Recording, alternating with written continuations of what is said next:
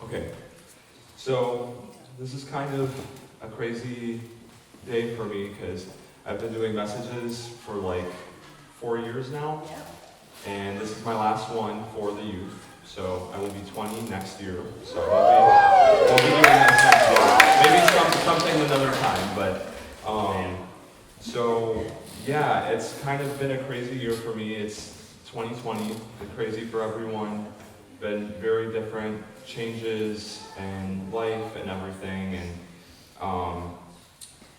that's kind of what this message is mainly aimed at what we were talking about in the youth group, which was prayer and meditation. I'm more of a why person. I like the why. I like to know the why. And so I think everyone in here to a degree is a why person, because you wouldn't be out of conventional religion if you weren't asking why. So we'll be asking why together, or we'll be learning why together. But before we do that, I want you all to think of something that you really want.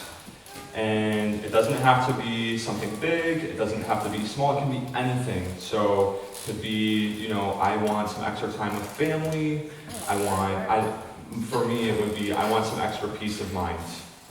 Especially with 2020, everything that's been going on, I want some more peace of mind in my life and being more comfortable with change, more comfortable with just being in uncomfortable positions, because that's how we grow. But I want all of you to think of something that you want. It could be growth and something, it could be money, it could be a vacation, it could be anything you want. And I just want you guys to hold on to that during the study, during the message, because we'll be talking a little bit about it later. Does anyone want to share? Alana.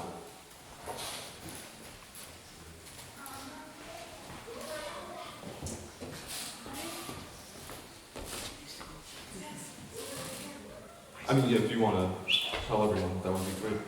I want to spend more time with Yahweh. She wants to spend more time with Yahweh.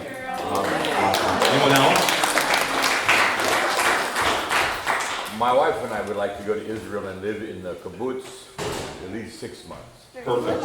Awesome. Live in Israel for 6 months.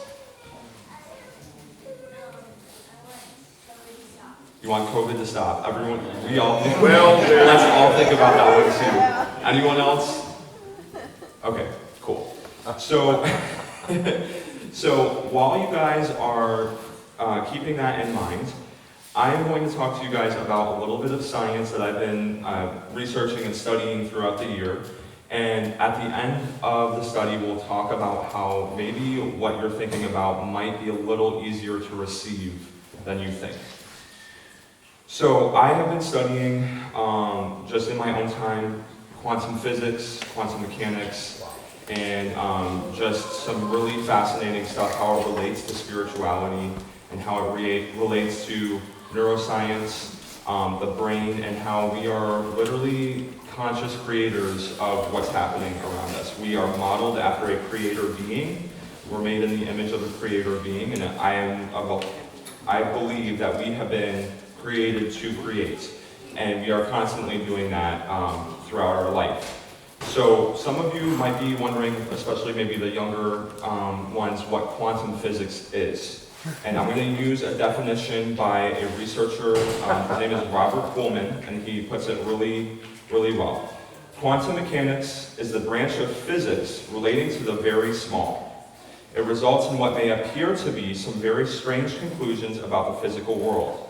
At the scale of atoms and electrons, many of the equations of classical mechanics, which describe how things move at everyday sizes and speeds, cease to be useful. In classical mechanics, objects exist in a specific place at a specific time. However, in quantum mechanics, objects instead exist in a haze of probability. So what that's talking about is, rather than, for example, that chair being there, we know that chair is there because we can see it and we're observing it, but it's there at a specific time and it'll stay there until, it moves. But on the quantum level, if that chair was on the quantum level, it would be possibly there. You wouldn't know for sure that it would be there. It could be there It could be at another place, it could be there and another place at the same time. So what I think the spiritual resides in, the quantum, that's how we get miracles. That's how miraculous healing happens. Things that shouldn't be happening, that's how it happens. We can observe or theorize about it. So I want to give an example of how this works. So who here is learning about atoms and the younger? Okay. You guys raising your hands, perfect. Awesome. So you guys are probably learning about the Bohr model of atoms, right? So you have the nucleus, and everyone who's not an artist can say, yeah, my drawing is really bad because I'm not an artist, so don't judge me. But I am an artist. So it's still going to be bad probably, but so you have something like this, and you would have electrons going around.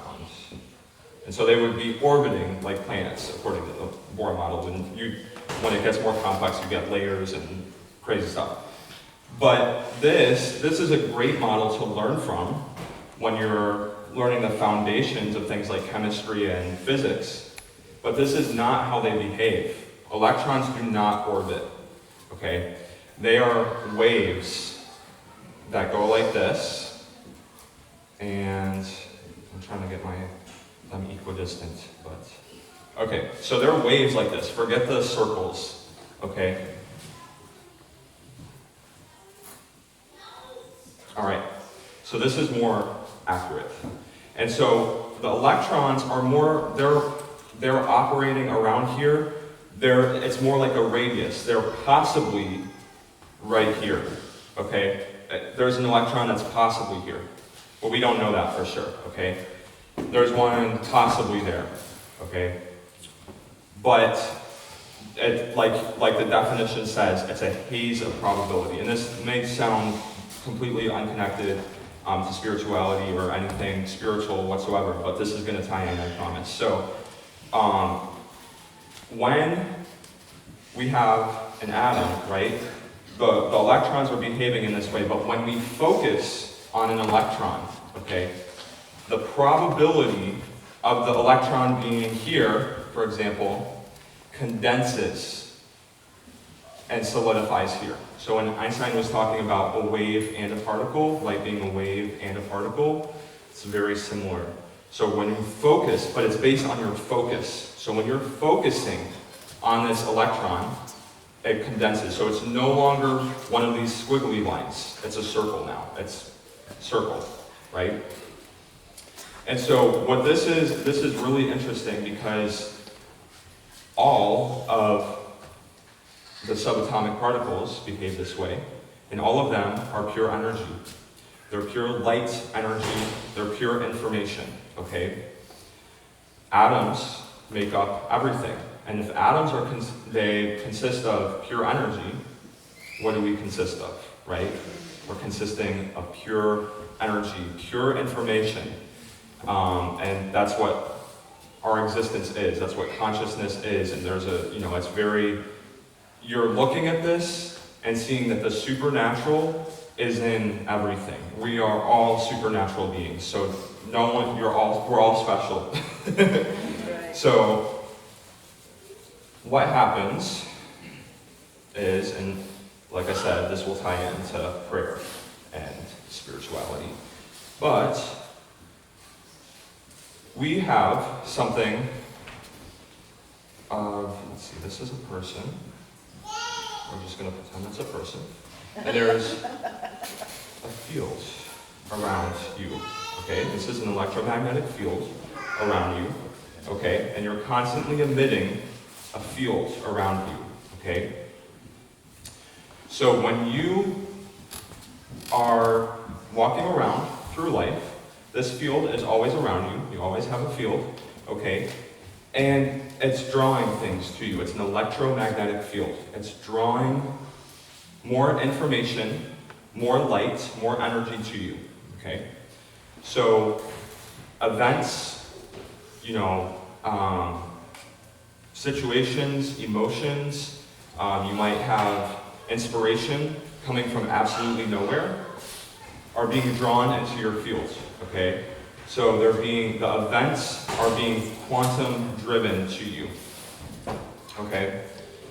But what's really interesting is that when you are happy, okay, you have a different field, so you have different things coming to you, okay, because when you are happy, happy things are being drawn to you. So when you focus, like similar to the electron, how the electron is condensing, okay, things condense towards you, okay? So when you are focusing on happiness, think about what's been happening at Sukkot here, okay?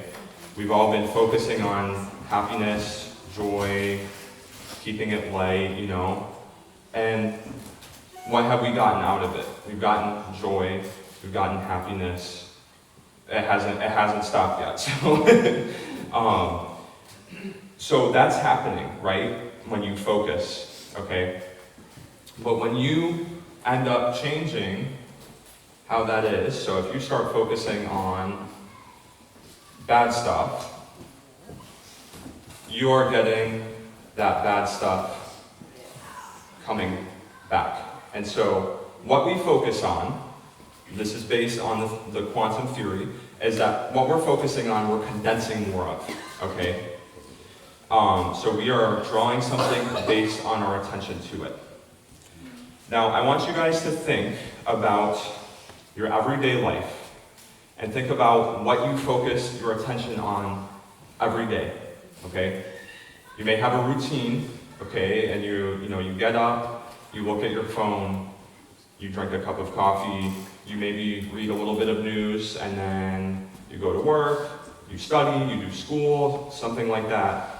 Things are a little different now with the 2020 times, but you have a routine, okay? What most people think, or what most people don't think about, is not only their conscious attention is drawing things, but their unconscious attention is drawing things, okay? So you can have,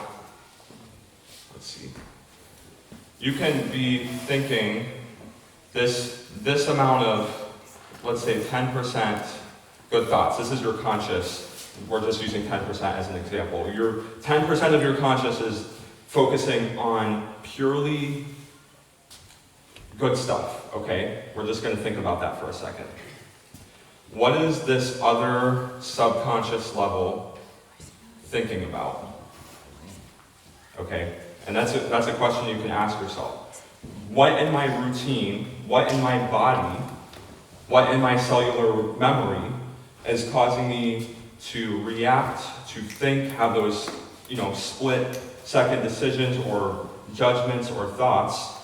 What is interfering with this, okay?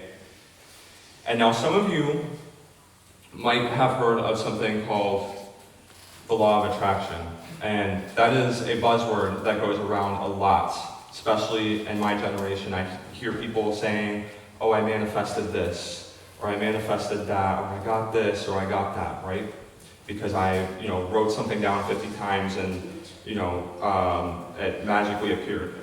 If I could manifest a Camaro, I would manifest a Camaro in my driveway. Okay. If it worked like that, this is why we have things that don't go according to plan. Because look, I could dream all I want about having, a good, happy life, good, Camaro, good job, good family, whatever, and that's not doing anything for me. You have to do some sort of work, right? And so this is where prayer, meditation, being spiritual comes in, okay? Because when you are doing that, you are addressing the parts of yourself that are not beautiful. You are addressing the parts of yourself that are wounded. And you're addressing this. The reason we don't receive, everything is based off of reception because we're electromagnetic. The reason we don't receive blessings is because we have something going on here, right? And I want to bring up, I can't remember who said it, but someone brought up an addiction that someone had. After recovering from the addiction, their income doubled. Who said that? You. Yes, that was perfect. Thank you. I appreciate the fuel because when you recover from an addiction, I want to do another example. When you recover from something, let's just think of the emotions that come into addiction, okay? So think about for a second what it's like if you have been addicted to a substance, if you've been addicted to a certain type of media, if you have dealt with other people who are addicts or have recovered. Think about this, okay? So I know one emotion, okay, that would be associated with that. We have shame, okay? So we're going to fill that a little bit up of this person's mind with shame, okay? Because that's going to become a part of their routine. Addiction is a routine, okay? What other emotions do you guys think are coming with an addiction? Guilt, okay? So we have guilt, okay? So we're filling him up a little bit more. Okay. Futility, okay. Feeling of powerlessness over your own body. Okay. Anger, okay. Yep, you may be angry at the world, yourself. Okay. What else? Inadequate. Okay. Yep, you might be feeling inadequate because you are not spending your time as wisely as you want to. Self-hate. Self-hatred, perfect. Fear, yeah. So you guys, I think you guys are understanding what I'm trying to say here. Okay, so Right. this is just from one behavior, okay? And it becomes part of your routine, okay? So think about it this way. If you are an addict to something, and anyone who has dealt with that knows, you're going on the daily thinking about all of this. On the daily, this is happening to you. On the daily, you are fighting this, right? What are you receiving from that? That you're receiving negativity, okay? And so what happens is now, because your consciousness, what you're focusing on, what your whole body is, it's not just your conscious mind. This is what most people don't understand when they're trying to make something happen or get something done. Your conscious mind is just the tip of the iceberg for when you're trying to work something out, okay? You have all of this stuff that has to get dealt with before you can start getting and receiving a blessing. And so that's why when they resolve their issue, okay, after rewiring, okay, they're getting rid of all this, they're learning how to deal with this, they're learning how to deal with themselves, okay, they're starting to get rid of all this stuff, and I'm trying to erase just the stuff inside, but, you know. So they're getting rid of all this, okay, and so now they're here, okay, and so they don't even have to work. They don't even have to work to get the opportunity. They're just receiving. They're always putting things in their life after they have conquered this, after they're aligning. They're just receiving effortlessly, okay? And so what I'm trying to say here, because a lot of people get stuck on the whole law of attraction thing, which I think is, you got to be really careful with that, because that's a thinking that you don't have to deal with your issues is a really slippery slope.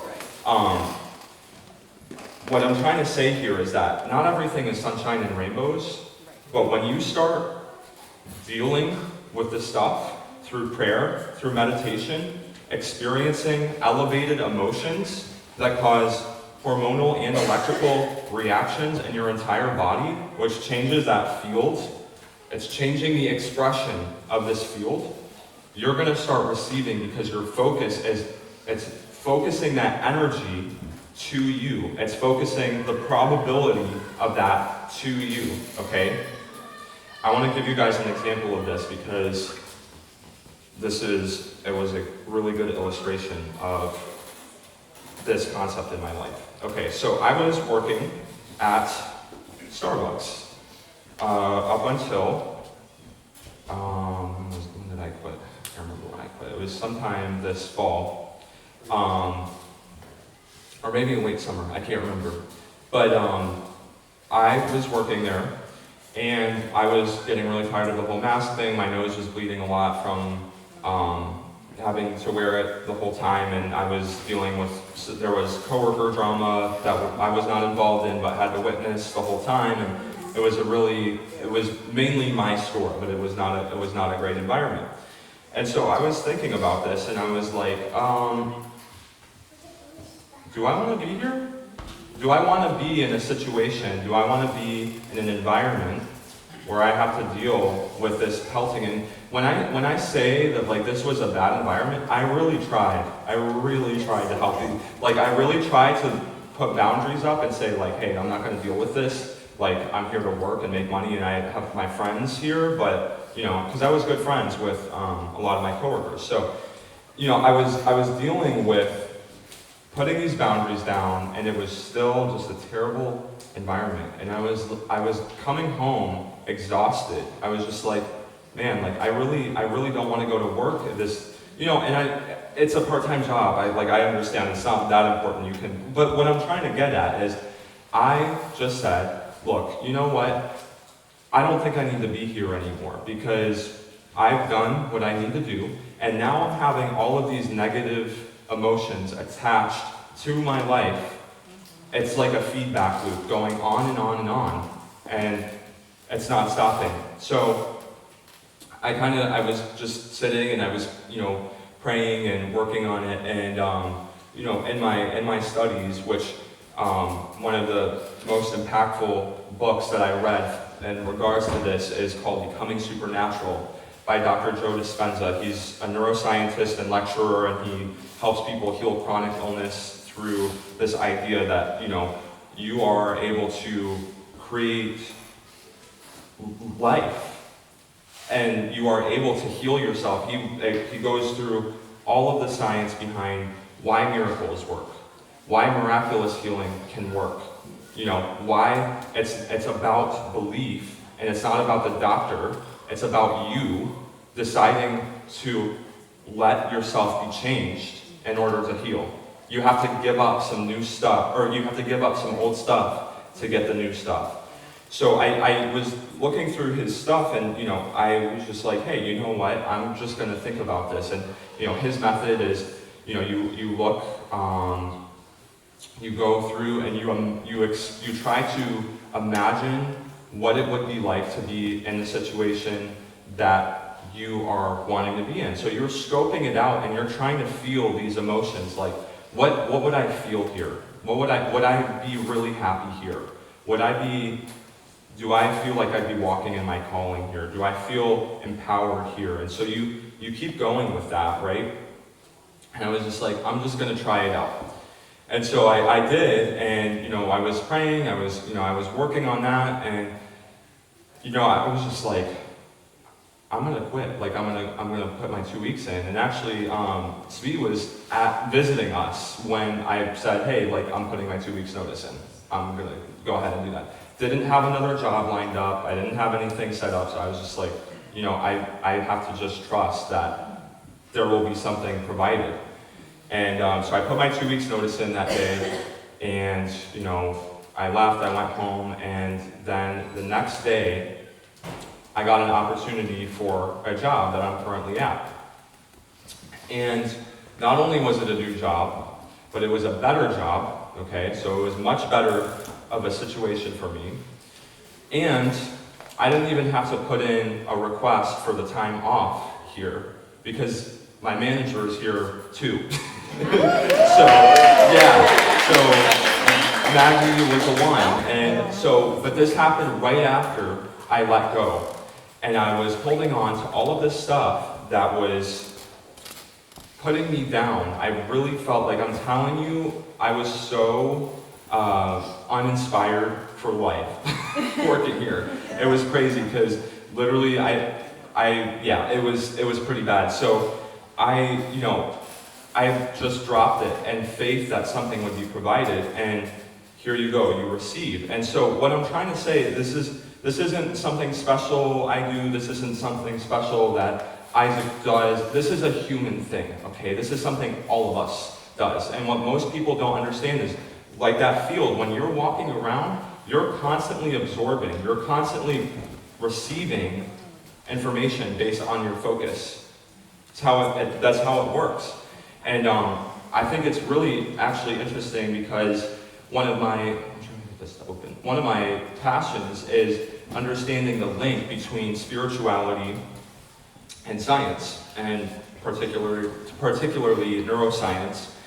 But there is a verse, Proverbs 23:7, and it says, "For as he thinks in his heart, so is he. Eat and drink, he says to you, but his heart is not with you." And this is a really important thing. There's two important parts. For as he thinks in his heart, so is he. So, as he thinks in his heart, as he thinks, he is. When you are thinking, you are changing who you are. Think about all of the formative decisions you've made, or even in your young years, when you were a child. Think about the times someone has told you something.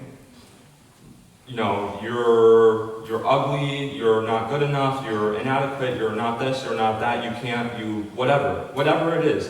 Think about how much that changed you as a person when you started receiving that, okay? So when you started receiving what they were saying, okay, into your field, what about you changed, you know? Did you not feel good enough? Did you develop something? Did something happen? Think about the past and what really changed you. What thoughts changed you as a young person? And does that still stick with you today, now, as an older person, as someone who has grown, someone who's actively walking to try and heal themselves and get closer to the divine, who's still dealing with that, right? Because a lot of us still carry that stuff with us.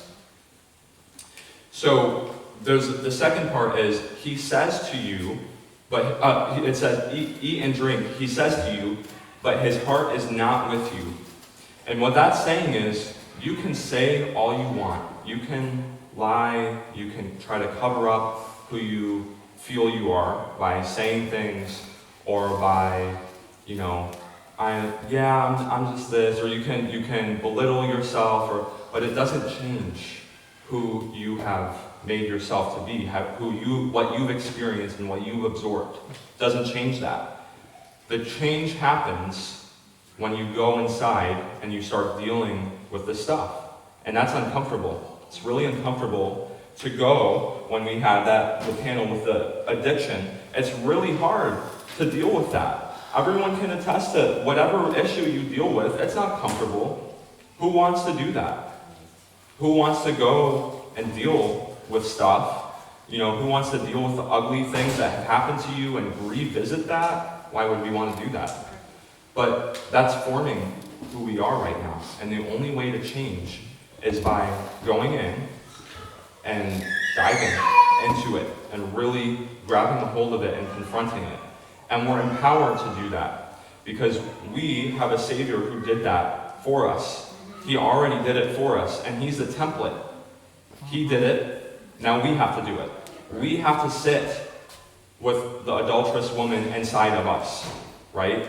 We have to deal with the sinners inside of us. We have to heal the blind man inside of us. He did it, we can do it, and that's our mission. When we're healing, think about when you heal something, okay, when you're walking in complete peace of something. I'm trying to think of an example that I have, because there's not a lot, but if you're walking and if you had anxiety about something, I'll put an example out. Okay, so for my first study that I did, okay, I was pretty nervous about it. I wasn't really wanting to do it. I was nervous. I didn't want to stand in front of a bunch of people, right? So I was dealing with that issue. That was a part of who I was at that point, okay? And then I look, when I dealt with that, to last year, my computer, I was sitting right over there, I was getting my message prepared, and I was getting ready to put it up. And I went to open up my computer with my script and everything I had, all of the facts, all of the stuff, drop it, and we'll see how it goes. And so I tried to type a thing on my iPad, but I didn't even use it. And I just went with it, right? And it was fine. So when you are not worried, when you start dropping that fear, stop dropping that worry about what's happening or what could happen or whatever, when you stop receiving that and you start changing the narrative of, no, you know what? I'm going to receive this instead. I'm going to receive this blessing of my message is going to be great. My message is going to be awesome. I'm going to nail it. It doesn't matter if people don't agree, if people are upset. If everyone is in the room offended, well, I did what I was called to do. So not all of the prophets were paid to by the people. So what I'm trying to get at is we have to start looking at the parts of ourselves that are telling us the narrative. So think about, I can't afford this. I don't have enough money for that.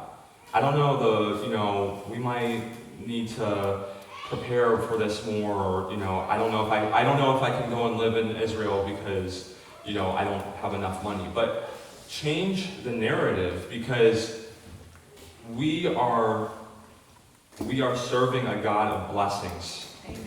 And he's constantly hitting us with stuff. We might not see it yet. We might not be detecting it. But we're constantly getting hit by information, energy that we're being sent, right? We're being sent this stuff. And we have to be able to open up and receive it, right? We have to sit there and go, I'm going to deal with this so that I'm going to drop this so that I can hold my hands out for this, right? And eventually, I was mentioning that Yeshua was a template. I was mentioning that Yeshua was a template, and so for him, he was walking around. Think about his life, okay? He prayed, right? And he talked with the Father, but when he was dealing with people or the world, he didn't ask permission. He didn't ask, hey, can I flip over your table? Because you're in the temple, I don't like that. Yeah, he didn't do that. He just did it, right? He didn't ask, hey, can I turn the water to wine? No. And there's a perfect example of this in Matthew 21:19. Seeing a fig tree by the road, he went up to it, but found nothing on it except leaves. Then he said to it, may you never bear fruit again. Immediately the tree withered. He didn't ask the tree, hey, can you give me some fruit? He just said it, because he knew it. He was living it. He was living, this is a really terrible person. He was living this. Constant state of being. He wasn't asking permission. He was just going. And when stuff happened, things worked out for him. How do you think he got out without getting killed every single time the mob was coming, or the Pharisees were coming, or all the soldiers? He was living in complete belief that the best is happening right now for me. He was sitting there. And, we know he was perfect, so obviously he may not have had to do all the internal work of struggling with addiction and stuff like we do, but I believe he did. That's why he went through the temptation. You see, he had to overcome. That's a good point. Those 40 days. Yeah, he resisted it, but he wasn't plagued by it like we are right now. He had to really stay here. This took work. So what I'm trying to say is that we are, like I said, creator beings. We've been modeled after a creator. And so my main takeaway that I want you guys to have over this is that you guys have complete sovereignty over your life. You guys have the power to speak into it. Very good. Whatever you want. Very good. And even if your whole entire body is fighting you over it, if your body is shaking out of fear, or you just feel like you can't do something, you are in complete power. You have the power to move and to make a life worth living, right? I want you guys to think about what I asked you to think about. in the beginning. For me, it was the peace of mind.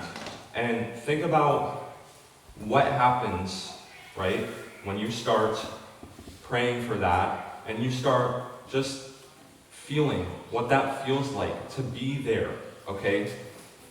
What does it feel like? What emotions are you going to feed yourself when you're there, okay? Because it's going to start coming to you. You're going to start focusing that energy, right? When you start praying with the emotion, you're dealing with your stuff, you're dealing with the internal stuff, and you're praying with the emotion, and you're sitting there just experiencing what it's like to be there. What does the breeze feel like? Okay? What does your body want to feel in that? What does the breeze feel like? What does, the trees sound like, or the birds, or maybe it's cars, or I don't know, maybe it's the elevator music after, you're coming down from your conference, or something like that. I don't know. Think about whatever you want. What does that feel like? And start feeling it. If your body is already remembering stuff, right? Your body has cellular memory, okay? But it can't tell the difference between imagined or experienced. They've done studies where they take people who are adept at lucid dreaming, they will become aware in their dreams, and they will have them work out in their dreams. Don't know why you'd want to do that, but they will have them lift, and they will see a physical result after an extended period of time of the practice dreaming, where they're working out. They will see muscle growth or muscle toning. Wow. Right? Wow. Dr. Joe Dispenza, he talks about this when he does healing. He doesn't heal them. He teaches them how to heal themselves, and that's a big thing that we have to be careful. We can't look to other people to heal us. We have to allow and receive the healing. But he took people and he had them imagine. I think they were movement impaired. He had them. They were injured or something like that. I can't remember. I forgot the book, so I would have read it to you. But he took these movement impaired people and he just wanted them to take time. It was like 15 minutes each day of just imagining what it's like to move their legs, or to start, the healing process. If they couldn't move their legs or they were in physical therapy, imagine, and not just imagine or visualize, but be there, experience what it's like to feel where you can move your leg, right? And he saw that these people who were doing the experience, they were able to heal a lot quicker. They were healing a lot quicker than the people who weren't doing it. So your body is being told by you what to do, okay? Your body can heal, but you have to tell it to heal, and you have to believe and experience that healing already. If you are experiencing what you want in the present moment, right, your body can't tell the difference, okay? So if you're gonna start imagining, experiencing, going down that elevator, you're drawing that, your body doesn't recognize that that's not real. And so it's gonna start being like, okay, we're here, and that's part of your field now. So what I want you guys to do is I want you to think about what you thought about, and I want you to start experiencing that. I want you to start practicing, just maybe if it's just a little bit each day, or went on a walk, something, just think about what does that feel like to be there, because you will be guided. And this is I truly believe this. You will be guided when you are in accordance to what the divine plan is. You will be guided. All of that stuff, you will desire what is desired by the Spirit. Okay? When you are walking and you have these, you're just on fire for something. You're on fire for going to this location. You're on fire for having this career where you're helping all these people, or whatever it is, whatever your purpose is. And that's between you and the Father. But He will lead you through this. He will lead and fuel your desires for this. You didn't desire this when you were just coming into it. Right? No one did. No one desired to cope. But we're here now, and we desire it now because that's where we've been led. It all fell into place. You know what I'm saying? So I think that was actually it, but I'm just double checking because I wrote everything down and I didn't follow it, so. Yeah. Yeah, so my main thing was just to be create a future that fulfills you, fulfills your purpose, and that you want to fall in love with it. Fall in love with your future. Okay?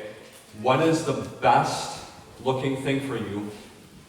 If it's not on track, Yahweh will make sure that you don't get it.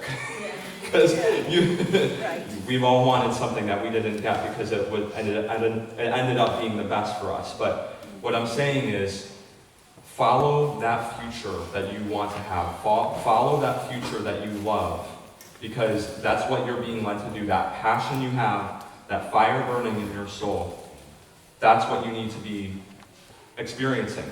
That's your purpose. You know, not anxiety, not fear, not depression. And it takes work. It does take work. It's not an easy process, and no one should be expected to just get it like that. But you have the key to it. So use it wisely and make a future that you want. First of all, this is a really awesome message. So Yes. Yes. Thank you. Yes. very cool. You don't get to tap into a lot of this stuff very often, so it's awesome that you're presenting it. I have two questions. One that's a joke and one that's serious. Can I learn kung fu this way? And the second one is tying into the quantum physics thing you said about how there's no location for one versus the other. Like it doesn't recognize it's there in some places when it's in the other place, right? I know that. Like you So like probable to be there, or you're talking Potential. about the chair. Yeah. right? Okay. You were talking about quantum versus Yes. classical, right? Mechanics. Yeah. And then, so with the probability of one here, it could probably be here. Can our focus, our meditation, on thoughts that aren't just for us, right? Like healing or whatever. What if we wanted to focus our meditation thoughts on bringing restoration to the nation? that's a really good point, because Dispenza does that. He does group meditations where everyone they experience a more peaceful world. And he's secular, I should say. He's secular. He's not I don't know exactly what spiritual framework he follows, but it's the techniques he has are for anyone, so it can fit with any belief system. But he does that, where he does peace meditations where they will get, I think the first one was only like a few hundred people, but it ended up like his latest one was like thousands and thousands and thousands of people.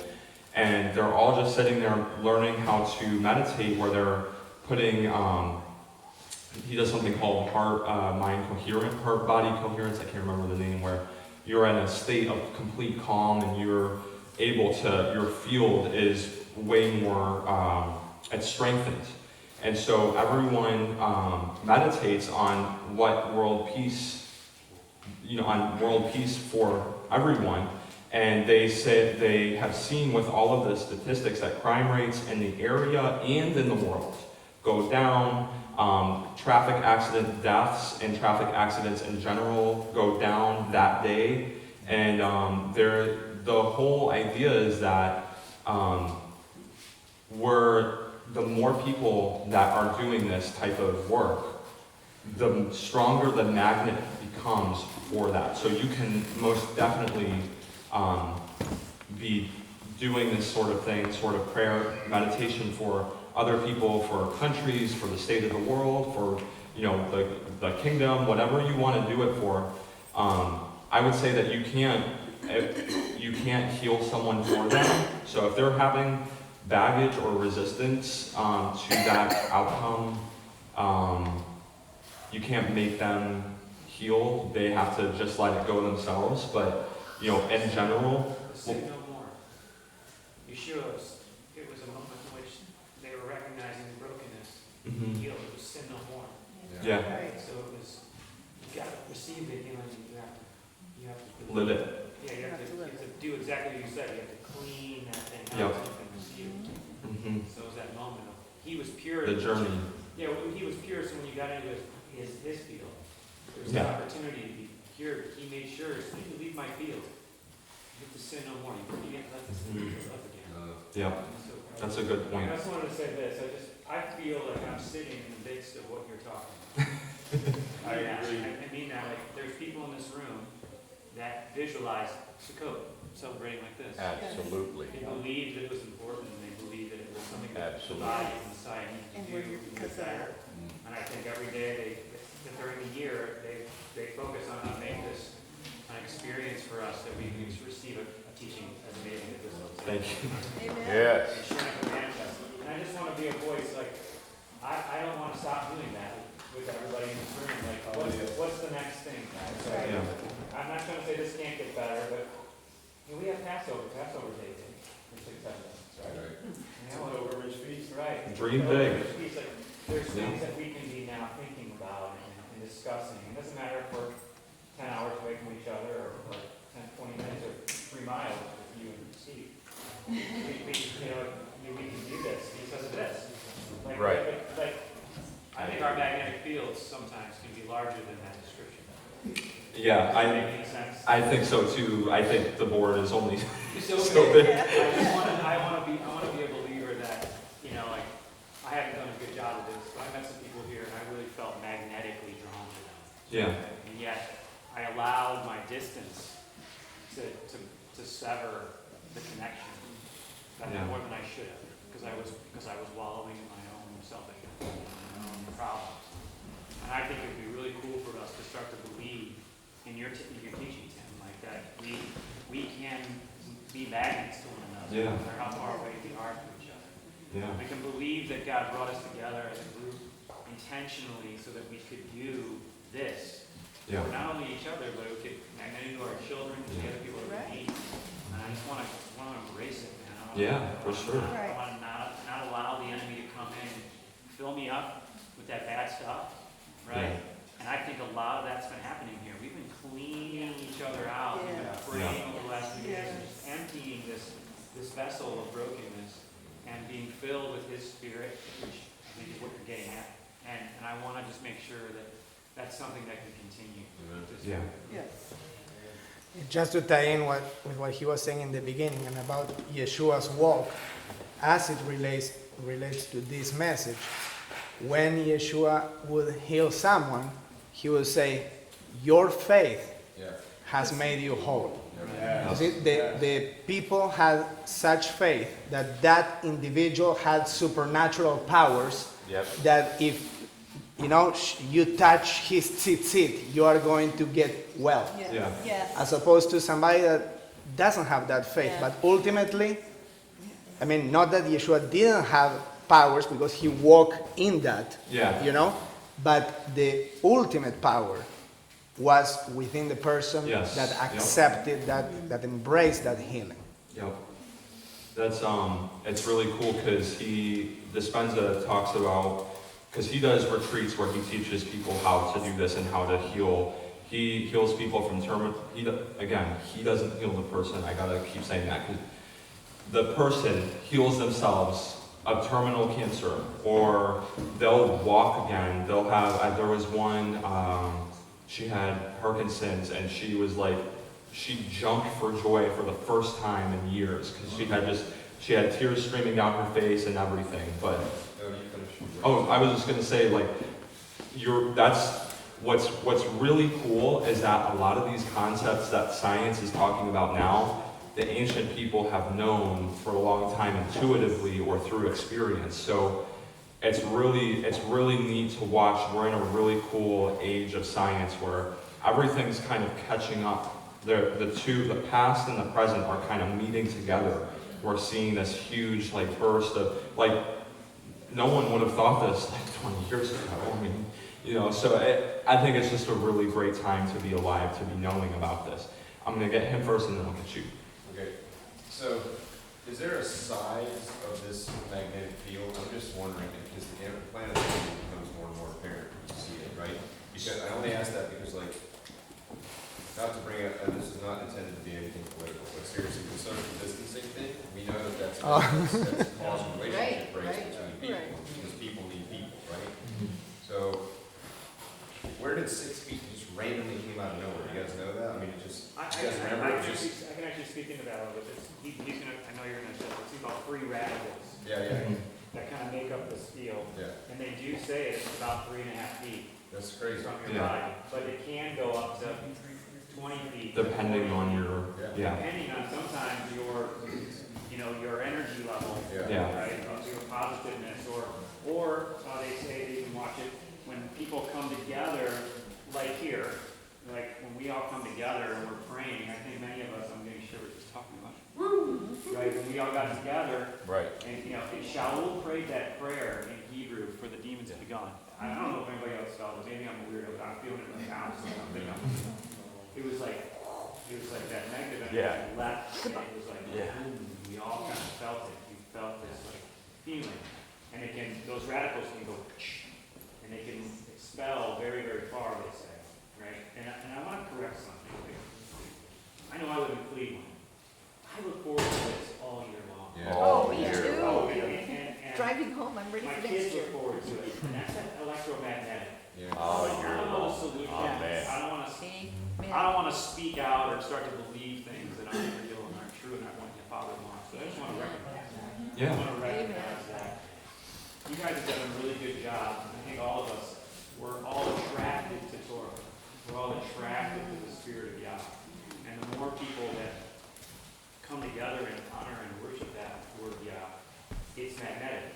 And I think that the larger that group gets, the transforming of a nation, we can have an effect over people. If we can Amen. come together more often, and we can stay connected more often, we can use these evil tools to like actually connect with each other and spread righteousness through them. I just want to be Amen. encouraged with it. I just feel like, yeah. I just really feel, obviously the Father's in charge of all this, but this is Yeah. so cool. What's happened in the last 5 days, and for you to talk about this right now, we have 3 more days to take this lesson, Tim. No, we're gonna And extend it. really incorporate it into our lives before we leave here. And I Yeah. really want to encourage Stay us long. to just like embrace what you talked about and really have discussions about it, because it's just so prevalent to what's already happened in this feast. I think what maybe a lot of us have experienced throughout the year when we left this place last year. And we can start to plan on what's going to happen next year. Yeah, absolutely. Yep. I'm gonna go to you. Yeah, Yeah, okay, I think there are some people that I've met, that they hear this and they're like, whoa, you know, they get freaked out, like it's hocus pocus and yeah, weird stuff, but I wanted to give a couple of examples, just real life. So I have a friend, I've known her for a really, really long time. When I met her, she told me that she had asthma, like severe asthma. She couldn't do physical activity due to this asthma. She was on maybe 4 medications, multiple inhalers, several times a day, oral meds for asthma. During the time that I talked to her, her whole life was dictated by this condition and her activities, okay? She finally got to a point where, and what I understood is that somewhere along the way, she had a breathing incident when she was exercising or playing, when she was maybe in her 20s. And somebody, you know, said, hey, maybe you have asthma. She went to the doctor, they gave her an inhaler, the whole thing was done. Well, her mind started to believe she had asthma to where she's been taking these meds over like about 25 years. Finally, a pulmonologist said, look, I need to formally diagnose you to continue to give you these medications, because she got a new doctor. She finally got the thing, she didn't have asthma. She has no asthma. All these medications she's really convinced herself mentally that she needed, she never even needed them. It are the things that we think and believe about ourselves, about our life, our situation, they dictate our mind, our behaviors, our actions, everything. I'll give you just a personal example. I've told some people here that I had a significant health crisis about 10 years ago, where I was bedridden and wheelchair and that kind of stuff. I thought my life was completely over, and my mind shifted to a place of, I'm not young and healthy anymore. I'm old, and this is just going to be the way it is forever. And this cloud was over me, and I felt sick all the time. It was a terrible thing that I went through. And finally one day I was like, you know what, this is stupid. stupid. I don't want to believe this anymore. Even if it's true, I don't want to believe this. I'm 29 years old. I have my whole life ahead of me. God can do great things in me. You know, and just me changing my mindset from I'm sick and miserable and decrepit and disabled, which I was. I was legally disabled and had that diagnosis. I switched my head from that crippling mindset to, you know what? One day, somehow, some way, He is going to heal me and make me better. And it completely changed everything about the way that I felt and experienced my life. Yeah. So this isn't hocus pocus, that our mind can so very much dictate what we believe, and those beliefs dictate everything. For sure. Just wanted to. Yeah, thank you, I appreciate it. I'm gonna, wait, which one of you were first? Avi's had his hand up. Oh, so sorry, continue, go ahead. It's kind of a joke and kind of not. Like, I'm actually kind of definitely wondering. So the whole saying, like, dream big, if it's like, if this guy maybe at one time he could try, if someone dreams of their future being like super successful and all that kind of stuff. How about how you were saying when thousands upon thousands of people thinking about the nation being better and like more safe and all that kind of stuff, and it worked, then would it still work if it was almost fixing the future?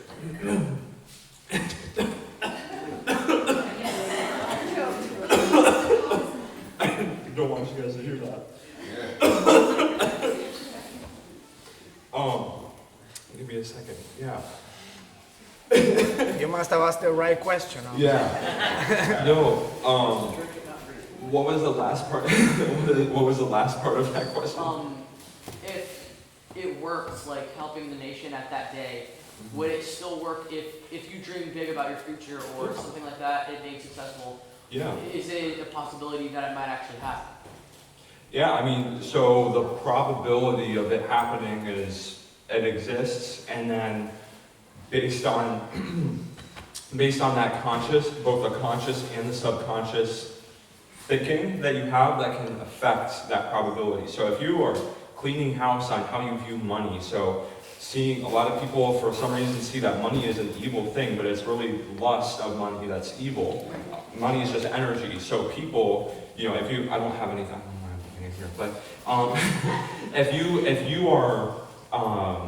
if you get rid of that belief, okay, so now you're not having the subconscious chain, you know, where money is evil, or to be wealthy is evil, or, you know, there might be this belief that, oh, I'm not good enough to get to that position, or I'm not good enough, I'm not adequate enough, I'm not, you know, qualified for this or whatever. Once you start removing those, and then you're consciously thinking like, hey, like I'm gonna think for the best, like I am gonna nail this interview. Even if my body's feeling a little anxious, that's my body. But my spirit is saying, hey, I'm gonna nail this, or hey, I am qualified. I've done a lot of training on this. I deserve to have a job. Like, you know, I've done the training. I think I can receive this, you know, or I know I can receive this. So dream big. When I say that, that's like for anything. Like if you want to be the owner of, you know, the best, I don't know, the most renowned candy company in the world, like there you go. Like dream it, make it, you know, like make you know what I'm saying? Like you it's only limited to how much you limit yourself. Can you change the future? Yes. Yes, that was my question. There's a lot. I'm gonna go. Which one of you were first? Oh, do you want to go? Wait, who's going? Okay, sure. I'll go this way. So yes, really, but very important what you're saying, handling the best Yeah. first, because then new dreams are not going to stay there, right? So they're just going to balance.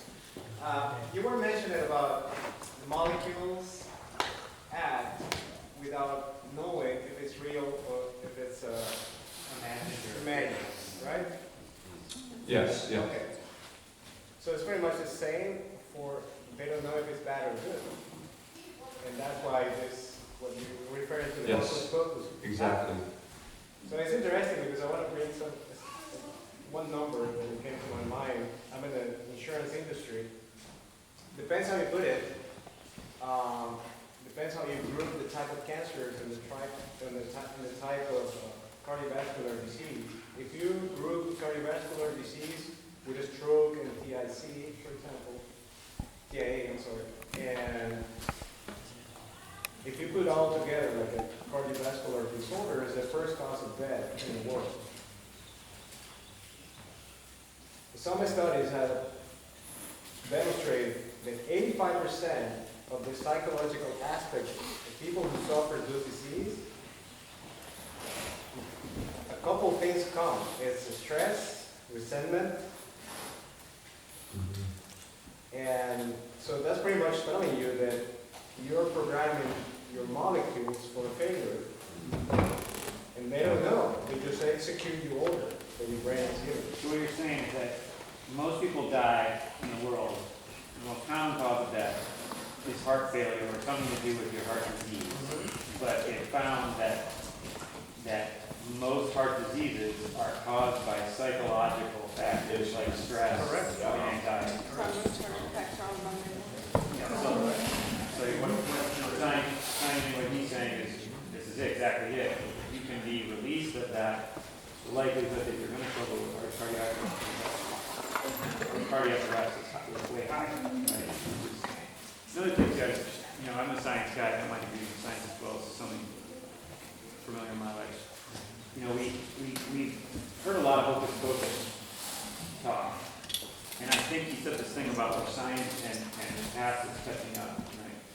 I just also want to get people that recognize the difference between the enemy and the Father. And when I listened to this speech 10 years ago, we were talking about this in Eugene, Oregon, 15 years ago where we lived, but this had a different narrative. It had a different spirit behind it. When I heard it from Ken, I could feel he's the Father, through his upbringing and through his biblical word and through his reputation and trust that he built in this group to be able to stand up here. All these men and women to be able to trust to be able to say, to speak, feel, and walk in. It wasn't hocus pocus. It was truth. And I just really feel like that's something we need to receive. We, as a people, have recognized truth. When Cindy spoke, we heard truth, not hocus pocus. Hallelujah. We heard truth.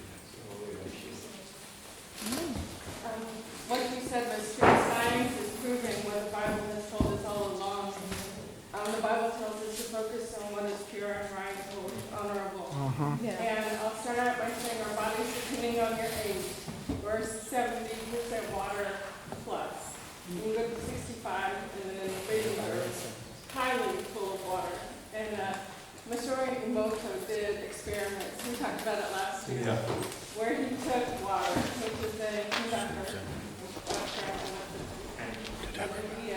literally changing every water molecule in their body to bring disease and pain and death. Or if you speak love and hope. And they've done it in big experiments where they took really polluted water systems, lakes, and they would do a prayer over it. And the water would literally change from being polluted to pure crystal. So, and the other thing is, they have also divided people in hospitals and had groups pray over one part and not the other. People in the hospital have no idea what they're praying for. That group, even though they don't even know that, will heal faster and get out of the hospital faster than the groups in their house will pray over. So it really is science. Science can prove what the Bible's told us all along.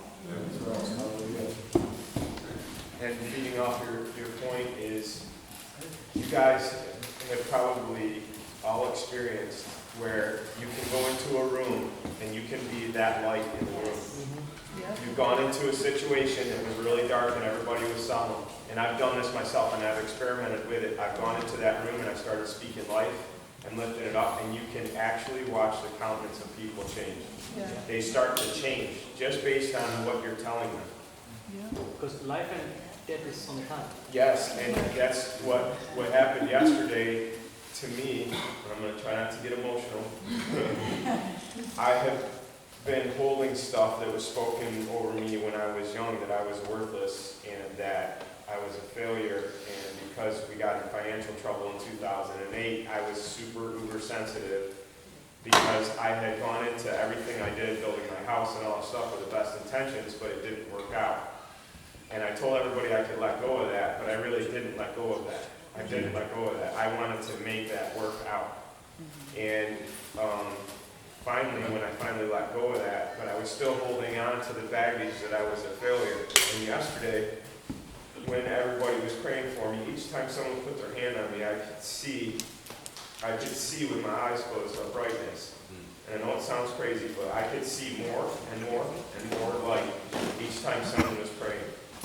Yeah. And I actually, for the last year, because it started about before Tabernacles last year, my heart started really making weird PVCs and whatnot in my chest because of the anxiety. And so yesterday, when that happened, I felt something come out of my body, and I can't really explain it, but I know I don't need to in this crowd. I felt that leave my body, and I had to have once yesterday. So I'm really excited about.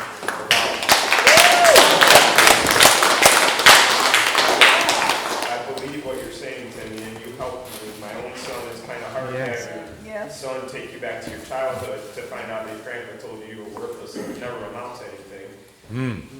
To actually go back to that emotion and not really realize that was spoken into me, and I held on to that. So I overworked myself and overdid things to compensate for what my grandfather spoke into my life. And so bless you for that, and bless all of you for continuing this on, because I'm telling you, you do have the power to change people and change directions of people's lives, and it will affect generations of what you do here. So keep up the good work. Yes.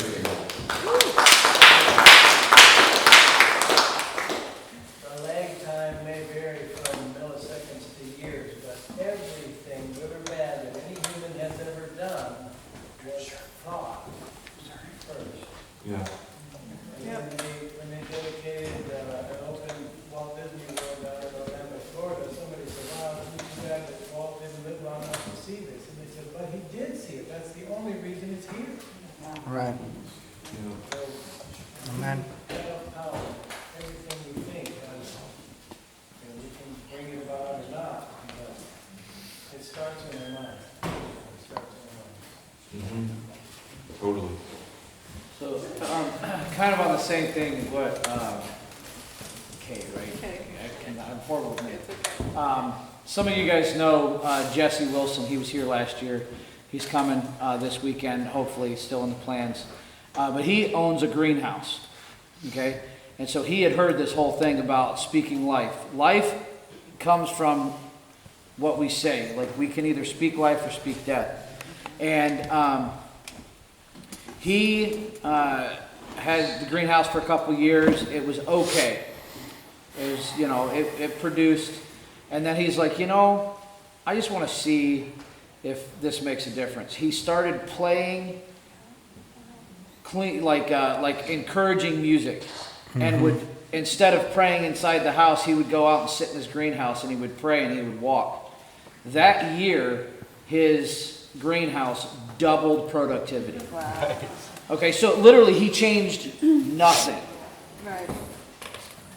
He didn't change where he got the plants. He didn't change his soil. He didn't change how often he watered it. He literally just added life in what was said and what was presented in the greenhouse, and the greenhouse took off.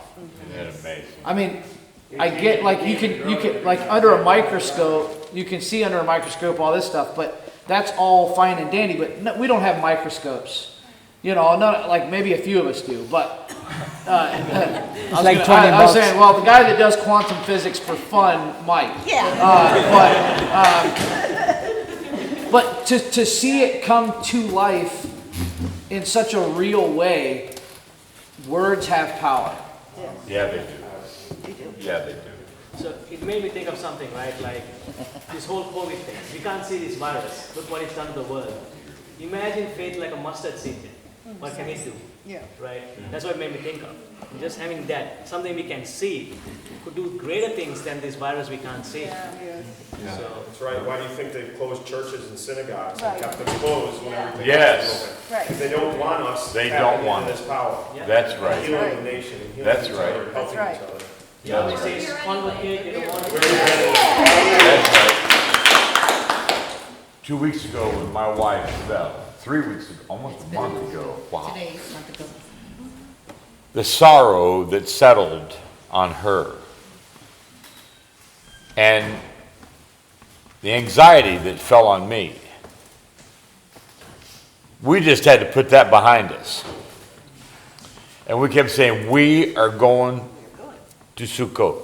We were asked immediately, people that know us and love us, close to us, to say, what do you think? What do you think? The weekend before we came here, we had already planned over a month ago to join friends that we had met in the first week of August, good believing people. They wanted us to meet them. Fort Clinton, Port Clinton, up on the lake. which is about an hour and a half west of us. And we were going to stay in a cabin. And so Dina and I were like, okay, this is a practice for Sukkot, right? Didn't have a scoop, we had a walker, right? So we got through that weekend and it's like, yeah, I think we're going to get this done. Then the following Monday, a wonderful person in my life said, guess what? I found a scooter. Are you kidding me? Yeah, it's 4-wheel drive. Whoa. Come on. Power. That was just yes. Yes. We didn't say no to our friends who wanted us to meet and use a walker. So you're amazing. You are amazing. I mean, bigger than kudos, okay? But it's true. And when we pulled up onto this property and this buggy got pulled out and she started driving across this property, I said, there it is. Bless Jan. And her healing is happening every day. There's so many scriptures that are coming to mind that are, that science and ancient biblical. There's so, transfixing your mind, calming your mind. There's just so many scriptures. Amen. Even love being with all your heart, soul, body, and strength. Yes. It's all about that. I guarantee you, if we wanted to go dive into our scriptures right now, we can find hundreds to confirm this word. Confirm it, and it takes it right out of that book.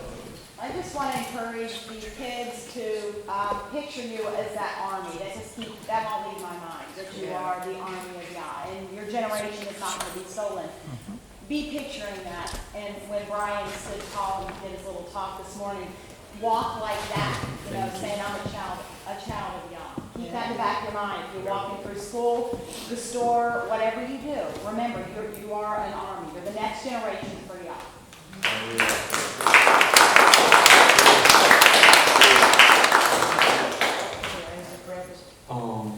I was gonna do a closing prayer and then we could end and then I don't know what y'all wanna do for We'll have to push back. Okay, yeah. Hey, I got an idea. Why don't we all get in a circle and hold hands and you close the prayer, and that way all our feelings